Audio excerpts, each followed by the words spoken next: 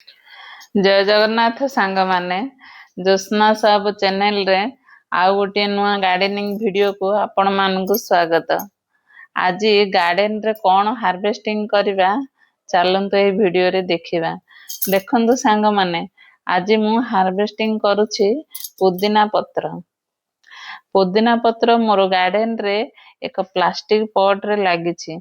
देखंतु गोटे साइड लागिथिबा पुदीना पत्र केते गुडिये बाहरुछि। वीडियो को शेष पर्यंत देखिले आपने बुझी पारिबे मोर केते गुडिये पत्र मते हार्वेस्टिंग करबा को मिलुछि।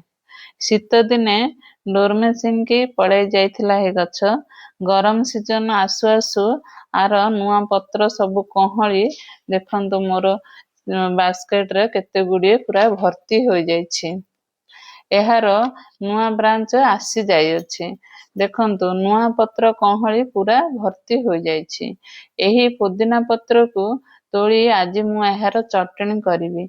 जीरा सुखिला लंका को भाजी गुड़ तेंतुली लूण और नड़िया मिसाई ग्राइंडिंग करी मु एहार चटनी बनाई देबी।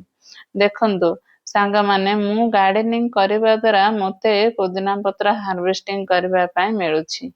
एहा एक मेडिसिनल प्लांट भी एहार बहुत गुडी उपकारिता अछि। तेणु प्रत्येक गार्डनर माने पुदीना गछ निहाती लगांतु। पुदीना गछ लगाइबा बहुत सहज होई थाए। थरे गार्डन रे लागी गले आउ केबे लगाइबा को भी पड़ी न थाए। एहा को हमें कटिंग रे भी ग्रो कर परिबा। मार्केट रो आसुथिबा पुदीना पत्र रे मध्य आमे ग्रो करि परिबा। 5-7टा कटिंग लगाई देबा। गोटे भी कटिंग बंची गले तहिरु हमर काम हो जिवो। किछि दिन परे एमिति माली पूरा गामला भर्ती हो जिवो। एही गछ को बेसी फर्टिलाइजर देबा को पड़ी न थाए। जे कोनोसी लिक्विड फर्टिलाइजर प्रति 15 दिन रे थरे आमे देई पारिले एहार ग्रोथ भलो होई थाए। एहा करिबा द्वारा गछर ग्रोथ भलो होई थाए। तेणु आपण माने भी आपणकर घरे बा गार्डन रे पुदीना गछ लगांतु एवं एही गछर पत्रर उपयुक्त फायदा उठांतु। मु आशा करूछि ए भिडियोटी आपण मानकु भलो लागिथिबो।